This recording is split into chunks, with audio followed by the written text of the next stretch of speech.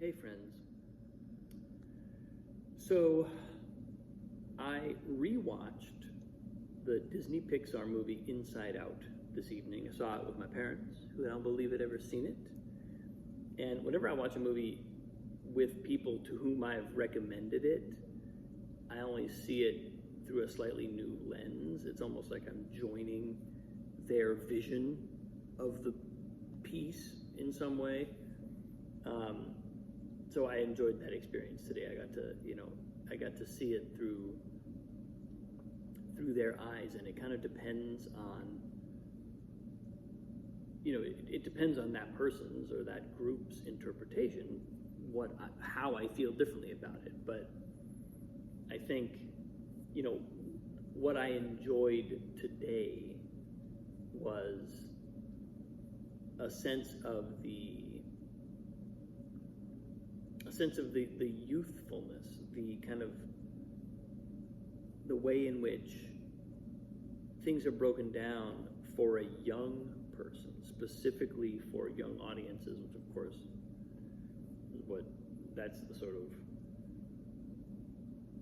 bedrock of a Disney Pixar film. It's got to work for young people, and then the degree to which it then also works for the adults in the room, it's essentially become non-negotiable. They have to work on multiple levels at this point. But the young audience really has to be a fit. All the content has to work there first, and then it can kind of expand out. And that aspect of the film I really appreciated anew today. But there was another aspect of it that was really just kind of more my own. I think it's coming from where I am right now, which is that, if you haven't seen the film, you should see the film. See Inside Out, if only because Inside Out 2 just came out, and it's also great. You kind of want to watch part 1 before you watch part 2. But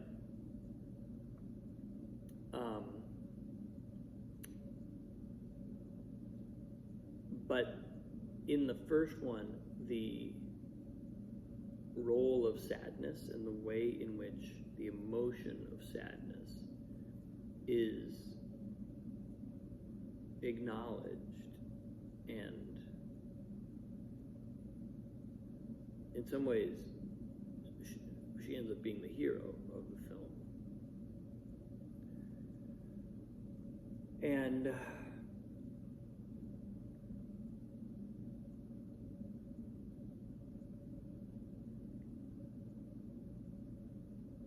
I think why that is felt relevant to me, or why that has felt particularly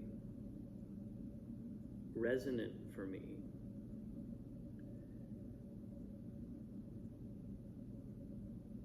is that I feel like I'm connecting with some sadness within myself. I feel like I am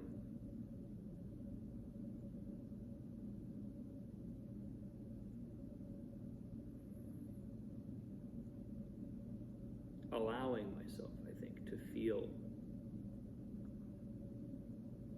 that particular emotion.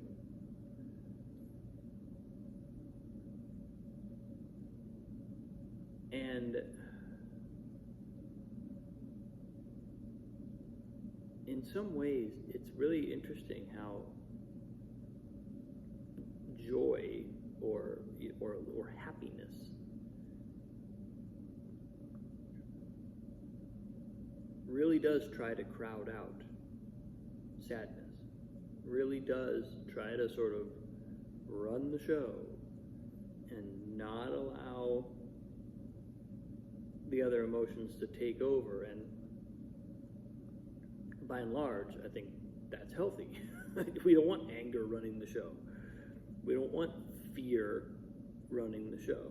We don't want sadness running the show. We sort of want joy running the show. However, and I think this is kind of the point that the movie makes, while there may be a dominant emotion that we would, in some ways, even say characterizes a healthy adjustment to reality, all of them are vital, and particularly the ones that are unpleasant. We sort of need to understand them better before we can fully appreciate what they do. And I think, so as I look at my own experience, I see some of that. I see some of that crowding out of feeling some pain, feeling some heartache, some disappointment.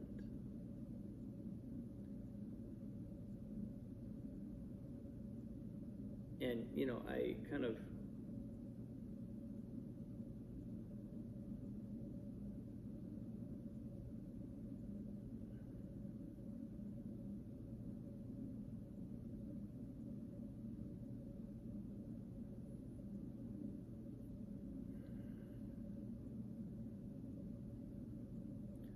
I don't know that I can fully attribute it to anything. I don't know that I can fully point to what the source of that sadness is in me yet. I may be getting there. And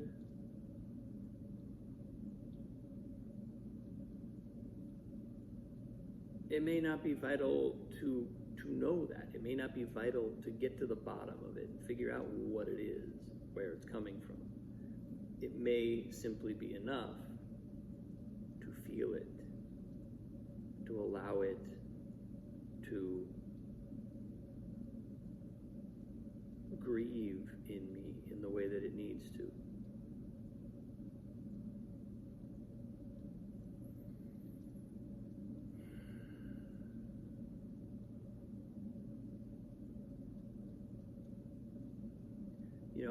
I've spent some time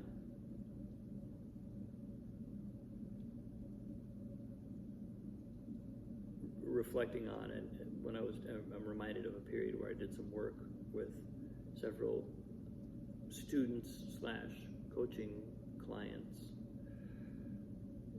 who all in some way were grieving. And I, at the time, recognized a kind of proclivity in myself, a sort of gravitation almost towards grief, not because I had lots of things that I felt I was grief-stricken about. There was simply something in the essence of the feeling that felt important for me to experience. And I think I was identifying something that was actually really, really real, and I remember a great deal of value coming from being able to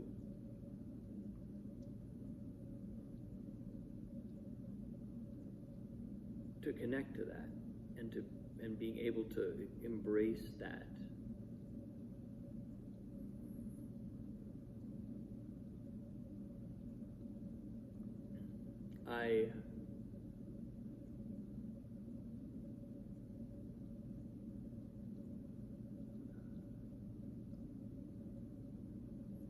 In some ways, I feel like I've lost touch.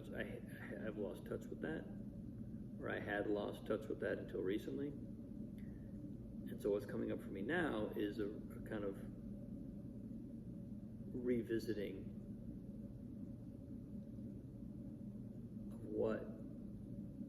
of where grief sits within me, where sadness sits within me. And I think there's part of me that's actually still, even after all this time and working with people and being very clear-eyed about the fact that this is an emotion that is important to feel, and we don't want to repress it. We want to let it do its work. But I think even with all that, there's still a sense of fear around it. I don't know if this is just a natural human thing that we're afraid of unpleasant emotions. And so once we gain enough of a level of maturity and autonomy to be able to control our feelings to some extent, pretty quickly we're going to not want those feelings to take over. We're going to try and, let joy run the show.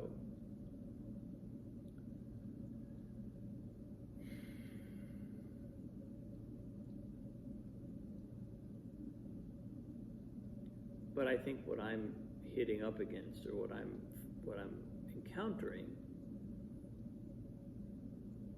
is the necessity of feeling whatever's there, even when it doesn't necessarily feel great, even when there is sadness, even when there is emotion that's a little harder to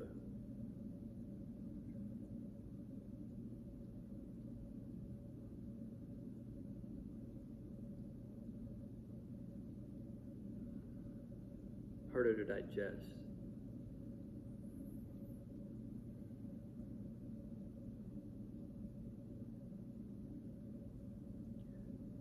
And that's when trust gets built. That's when you can really trust yourself that you'll be okay, not simply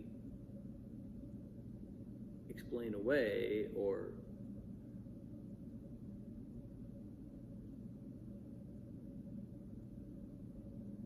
deflect those more difficult feelings, but when we've actually walked through them, when we've actually truly faced them,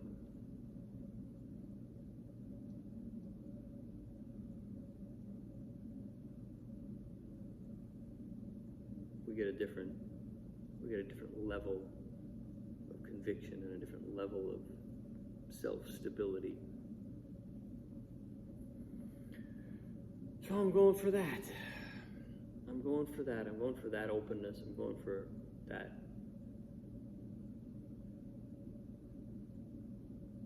honesty.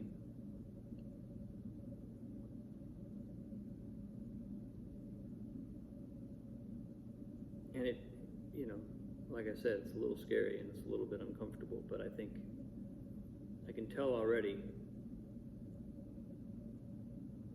this is something, the only way out is through. There's no avoiding this. When our body and our mind starts to pick up on certain experiences and really gravitate towards certain emotions, it's something to listen to. So that's where I'm at today, folks. Appreciate you. Thanks for watching. Obviously, keep you. There'll be more of this soon. Thanks for tuning in. Have a great day. See you soon.